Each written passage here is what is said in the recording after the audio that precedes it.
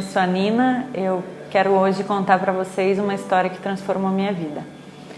Em 2015, nós fomos morar nos Estados Unidos e eu estava pronta para começar um tratamento, porque o meu sonho sempre foi engravidar. E eu estava com algumas irregularidades no meu organismo e eu ia começar um tratamento. E a médica falou, faça um teste de gravidez para daí a gente começar o tratamento com certeza de que, né, não tem risco de você estar grávida e tal.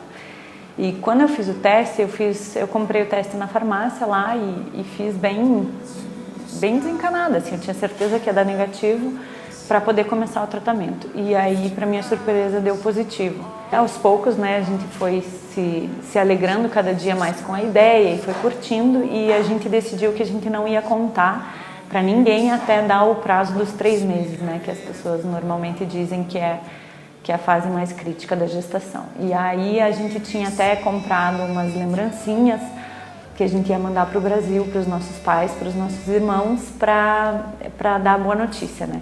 Quando passou um mês que a gente descobriu, eu comecei a ter sangramentos. E aí eu li bastante a respeito e vi que era mais comum do que a gente imaginava, então a gente achou que tivesse tudo ok. Só que esses sangramentos não pararam e esses sangramentos começaram a aumentar cada vez mais. E o plano de saúde que eu tinha feito não cobria nada relacionado à gestação. E a gente sempre sozinhos, né? Porque afinal era uma notícia que só nós dois tínhamos, então a gente ficou tentando resolver sozinho. Quando eu vi, eu liguei para o Rafa e falei, amor, consegui um lugar que faz ecografia gratuita pra gente. Vamos lá e a gente vai ver como é que tá, se tá tudo bem ou não tá, porque, né, afinal eu só precisava ver. Para ser veterinário eu preciso muito ver as coisas, né, então eu quero coisas palpáveis. Só que a questão era que era uma clínica de aborto, então as clínicas de aborto nos Estados Unidos fazem ecografias grátis. E a gente estava bem inquieto com a situação, porque, né, afinal, né, é estranho assim, né, você tanto sonha com uma gestação e aí você vai numa clínica de aborto. E aquilo estava me incomodando, mas era a única saída que a gente tinha naquele momento. A clínica chamava, né, Your Choice. E eu achei aquilo muito forte, sabe? Pensando assim, nossa, né, para eles aqui é uma escolha, é tua escolha, não é uma escolha de Deus, é tua escolha, né?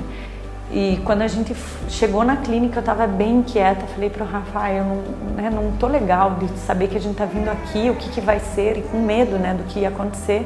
E quando a gente desceu do carro, eu olhei dentro do carro da proprietária, que era o único carro que estava na clínica, era da proprietária, e tinha uma Bíblia no banco de trás. Quando eu vi aquela Bíblia, eu senti paz, porque eu pensei que seria um tanto controverso, né, uma clínica de aborto, né, com Deus presente, pensei como que é isso. E quando a gente entrou, a mulher recebeu a gente super bem e ela falou assim, na verdade nós não somos uma clínica de aborto, nós somos uma clínica anti-aborto. Aí quando eu fui fazer a ecografia, a mulher perguntou de quanto tempo eu estava e não batia com a imagem que ela estava vendo no ultrassom. E aí ela falou assim, não, fica tranquila, às vezes você acha que você está de tanto tempo, só que você não está. E na minha cabeça aquilo não tinha sentido, porque o tempo que eu estaria pela imagem não batia, não tinha, era impossível. E aí ela falou, fica tranquila, se você tiver um sangramento maior, procure o hospital.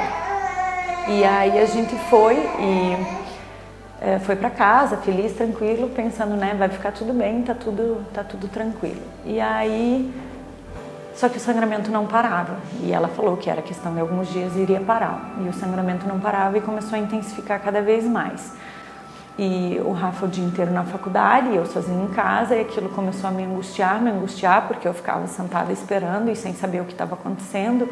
E naquela luta e naquela dor sozinha, porque eu não tinha com quem conversar, eu não tinha com quem compartilhar.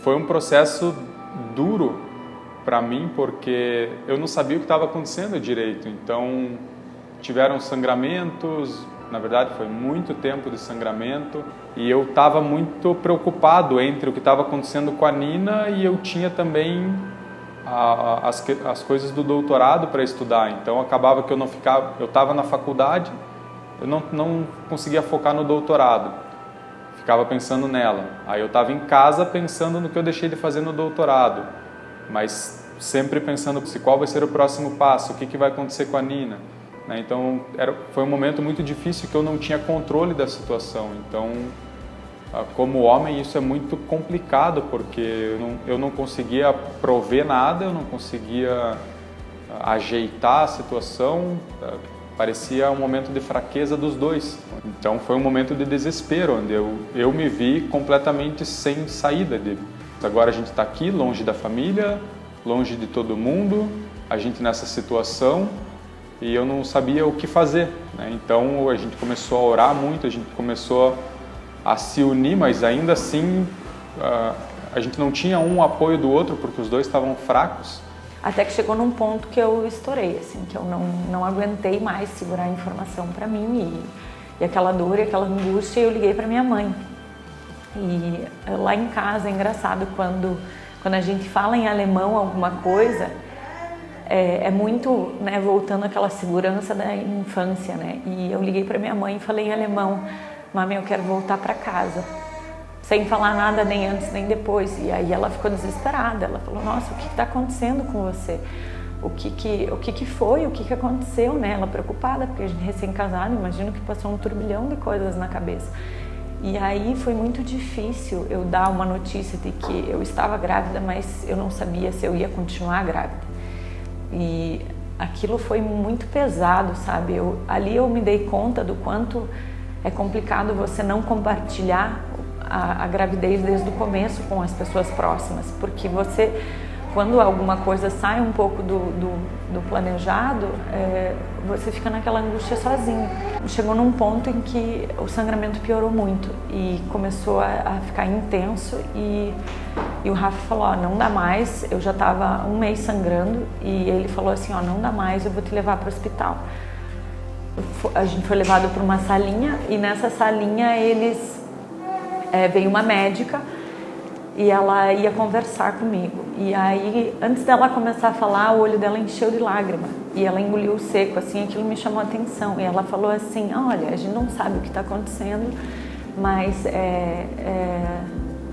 se não der tudo certo, eu perdi 4 bebês. Aí eu já pensei: nossa, né, realmente ela não está querendo me contar o que está acontecendo. E aí ela falou: mas vai ficar tudo bem e tal. Eu achei estranho. Ela falou assim: ó, volta daqui a 15 dias, que daí a gente refaz os exames para ver como é que a coisa está progredindo. E ali eu já, né, perdi totalmente o chão, fiquei bem confusa, bem perdida. E a gente voltou para casa e ela falou: ó, repouso, repouso, repouso. E quando ela fez a ecografia, já estava tudo se desfazendo dentro do útero, o saco gestacional, o bebê já estava tudo bem se desfazendo. E ela olhou para mim e falou assim: olha, né, tua gravidez não evoluiu e você perdeu o bebê, só que o bebê continua, né, o conteúdo continua dentro do útero e você precisa ver o que você vai fazer. Dali a 15 dias a gente voltou e ela falou assim: bom, vocês têm 3 opções. Uma, você faz curetagem, né, que é a limpeza do útero para tirar o conteúdo que está lá. A segunda opção é você toma uma pílula abortiva que vai estimular a saída, ou você espera. Aí a opção da curetagem era $25 mil, com o dólar a R$4, então não era uma opção para nós. Esperar, a gente já estava, né, a gestação já estava nisso, estava no 4º mês já, então esperar mais não dava para esperar mais. E ela falou assim: olha, você tomando essa pílula podem acontecer 3 coisas. Uma, você tem uma ruptura uterina e você fica estéril. 2, você consegue tudo, fica tudo bem e sai e, né, a vida continua. Ou nada acontece e você tem que fazer a curetagem. E nessa hora a gente se olhou e pensou: tá, maravilha, né? As notícias, assim, as opções são maravilhosas. E aí eu olhei para o Rafa e falei: não, Deus vai ser fiel como Ele sempre foi. E a vontade dEle vai prevalecer. Eu vou tomar isso e vai dar tudo certo. E então a gente decidiu que eu ia tomar a pílula abortiva para estimular a saída. E a gente foi para casa e começou, e de repente eu sentia muita dor. E as cólicas pararam, mas eu sentia muita dor no meu útero. E aí a noite passou e nada aconteceu, e no dia seguinte eu estava com muita dor. Aí eu entrei em contato com a Gisá e com o Corne, contei para eles o que estava acontecendo e falei: Gisá, eu não sei o que fazer, né? Eles estavam nos Estados Unidos também na época, né? Socorro, ajuda a gente, o que a gente pode fazer e tal. Aí ela falou: não, a gente vai estar orando por vocês. Lá na Bethel eles têm uma sala de curas e eles fazem atendimento via Skype. Ela falou: liga para eles orarem por vocês. Aí a gente ligou, só que na hora não conseguiu e eles retornaram. Quando eles retornaram, a gente estava no carro e a gente atendeu ali mesmo e tal, e o cara perguntou o que estava acontecendo. Eu expliquei assim, resumido, e ele falou: tá, então posso orar por vocês? Eu falei: lógico. Aí ele orou e assim que ele terminou a oração, a dor passou totalmente. E aí o rapaz falou assim: ah, e aí, como é que você está se sentindo? Eu falei: a dor parou. Aí ele: sério? Eu falei: sim, parou. Dele: mas como assim? Um pouco? Deu: não, tudo. Como assim tudo? Passou mesmo. Ele ficou super feliz, e a gente também. Ele: nossa, caramba, que legal. Pelo jeito, assim, para ele foi uma alegria tão contagiante quanto para nós, assim, foi muito legal, né, via Skype, assim, essa alegria, assim, essa comunhão. E aí a gente foi para casa e aí a gente começou a conversar e pensou: realmente, então, pelo jeito não vai acontecer nada, porque a cólica passou, que era para, né, ter acontecido alguma coisa, não aconteceu. Aí naquela noite eu acordei de madrugada com uma cólica absurda e essa cólica ficou muito, muito intensa, e eu acordei o Rafa, eu gritava de dor e aquilo não passava. Eu pensava: meu Deus, o que está acontecendo comigo? E uma cólica e não passava, e eu suava e me dava calafrio, e de repente frio, calor, e ele me dava casaco, tirava casaco, e suando e tremendo, e aquele desespero, e ele falava: você quer ir para o hospital? E eu pensava: não dá, eu não quero ir para emergência de novo.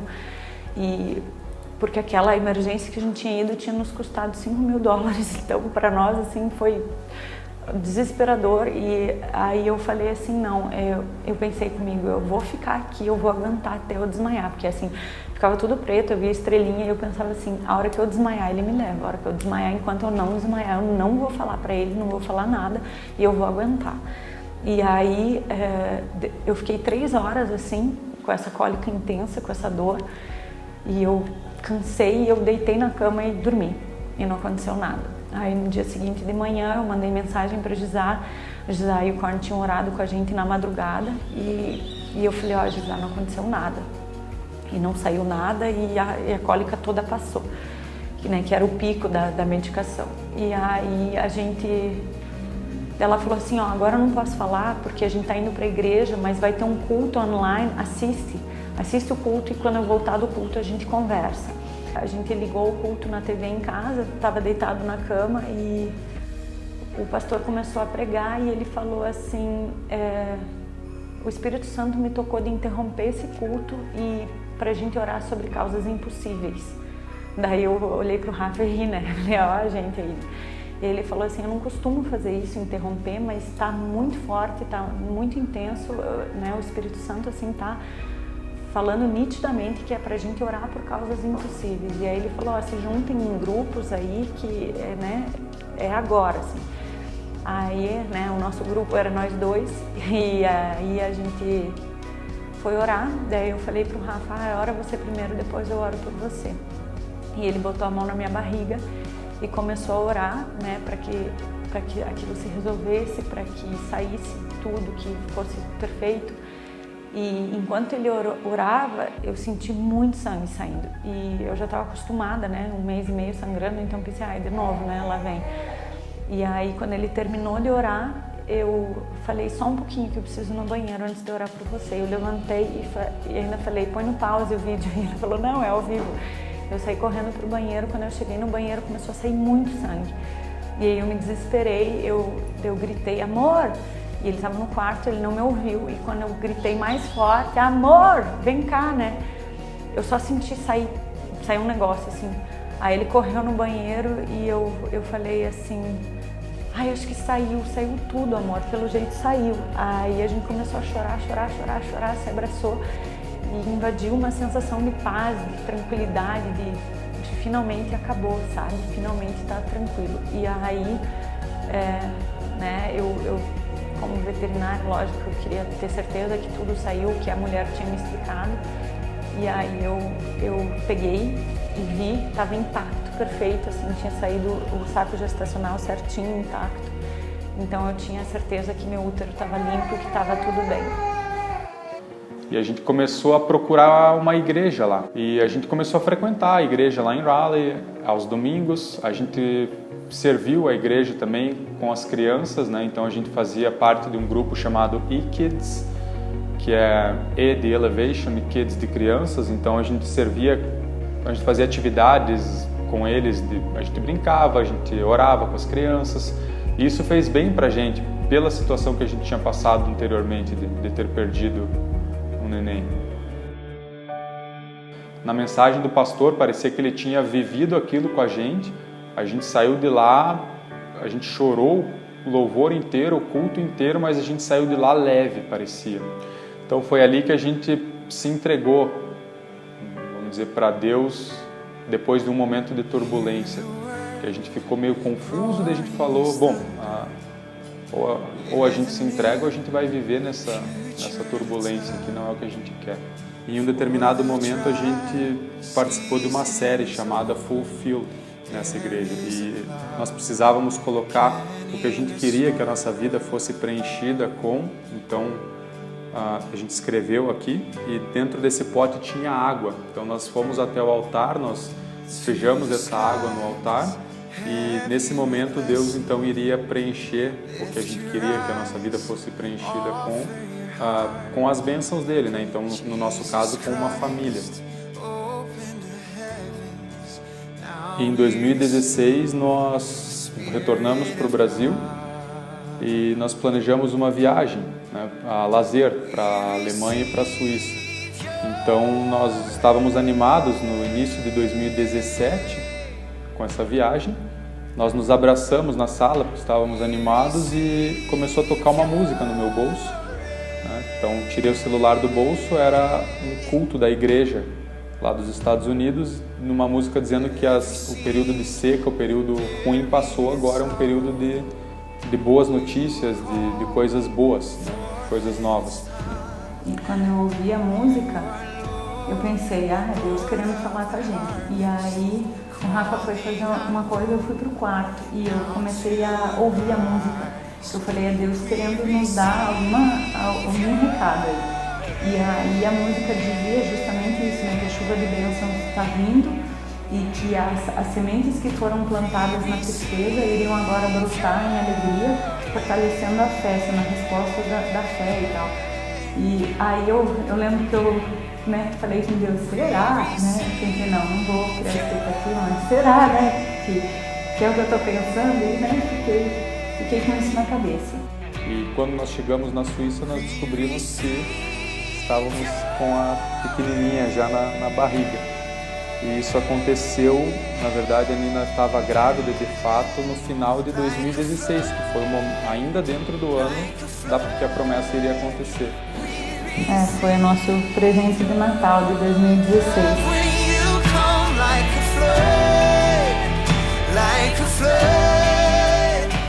As faces de Deus que eu vi durante todo esse processo foi que Ele é fiel, né? Parece um clichê, mas Ele é fiel. Ele é um Deus que traz paz, que traz segurança, que traz conforto, né? Conforto foi uma das coisas mais impactantes que a gente sentiu nesse tempo todo, né? Durante todo o processo. E Ele é um Deus de milagres e Ele é um Deus que surpreende. Né? Assim, a maneira como Ele conduziu toda a nossa história foi realmente surpreendente, foi lindo, assim, parece surreal quando a gente pensa como as coisas aconteceram. Sim, e quando a gente passou, né, por alguns momentos turbulentos, depois desses momentos, depois que a gente orava, a gente sentia uma paz muito grande. Então Ele é um Deus que traz paz pra gente e chega a alegrar assim por dentro. Confie em Deus em todas as circunstâncias, por mais que todas as circunstâncias pareçam te mostrar que não vai dar certo, que o propósito de Deus não vai se cumprir da maneira mais perfeita. que nós, como humanos, com as nossas próprias mãos, jamais poderíamos fazer. E tenham paciência, né, para aguardar o momento dele.